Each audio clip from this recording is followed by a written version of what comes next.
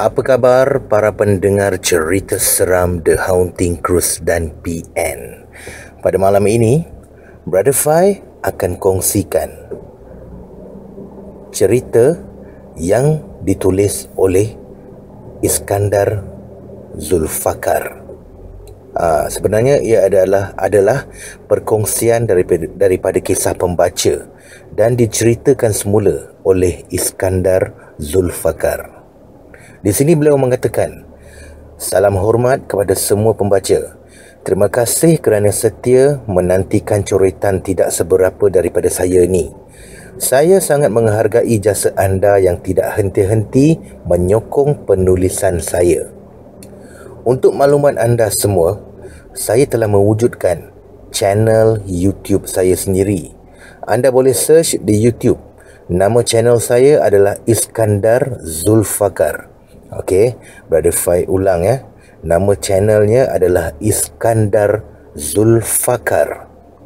Di channel ini, saya muat naik kupasan tentang dunia mistik secara verbal.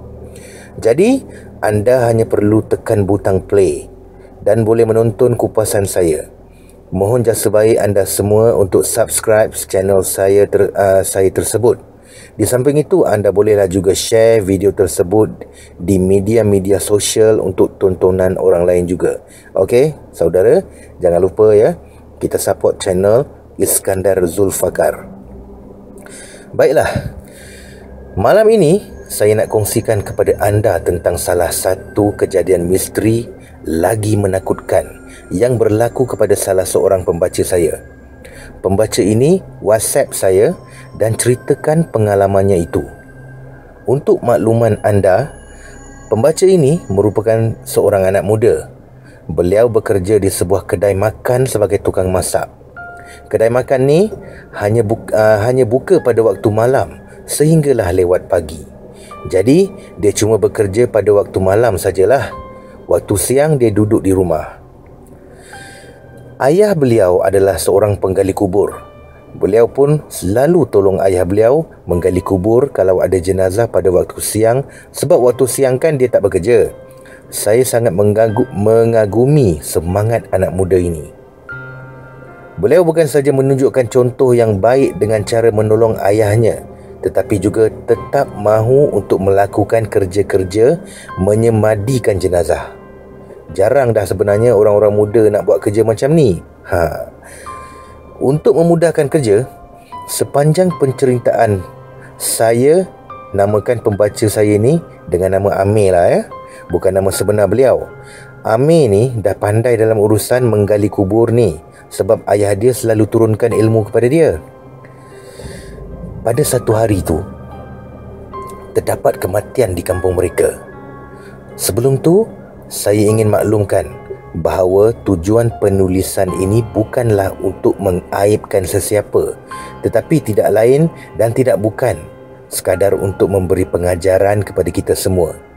Saya harap semoga anda semua dan diri saya sendiri mengambil iktibar daripada kisah ini.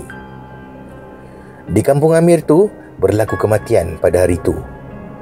Kebetulan pula, si mati adalah merupakan seorang yang terkenal dalam kampung mereka.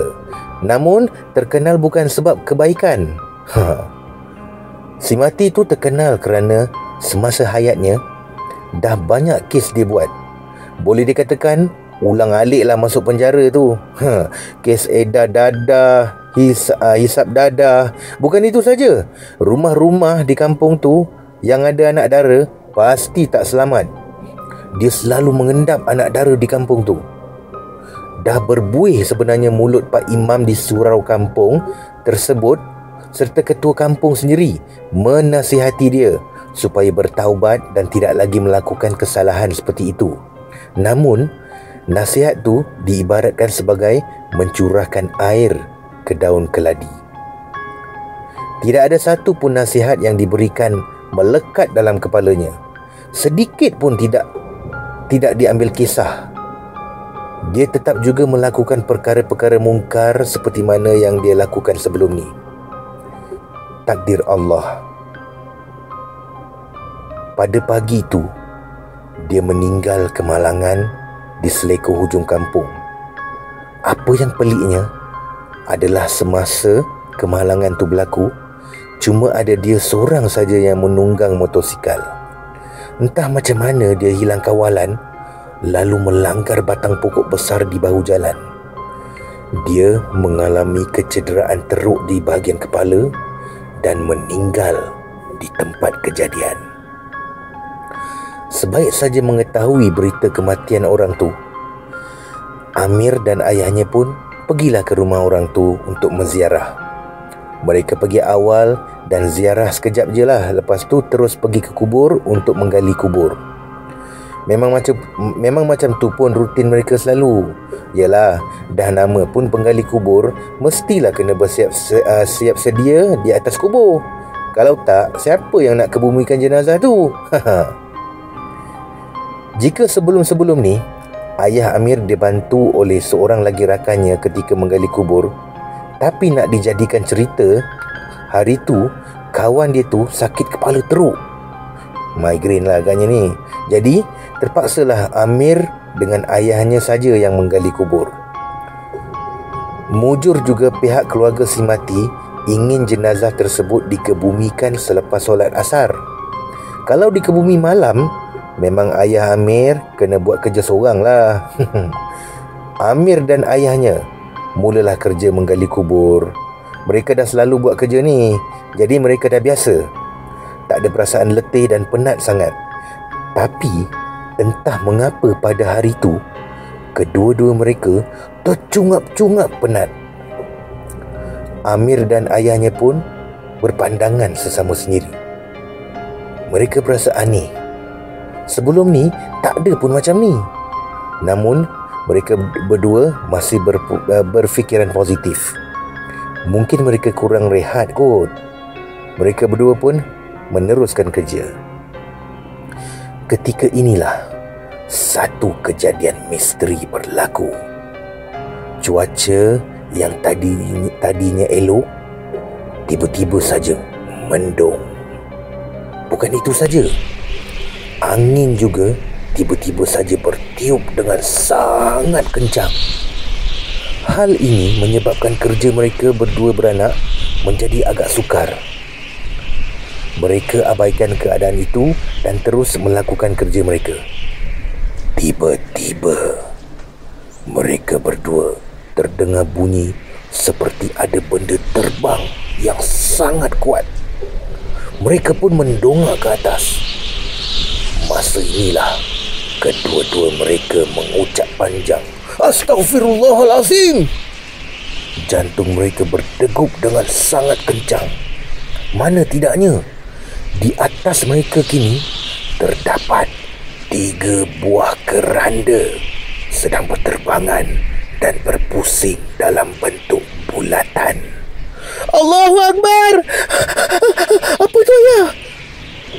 Amir cuba menegur benda yang dilihat tu. Ayah Amir tak jawab apa-apa pun. Sebaliknya terus tarik tangan Amir dan bawa lari Amir masuk ke dalam surau yang terdapat di situ. Kebetulan kedudukan tanah perkuburan itu terletak di sebelah surau saja. Dalam surau tu, ayah Amir suruh Amir diam dan jangan tegur apa yang mereka lihat tadi.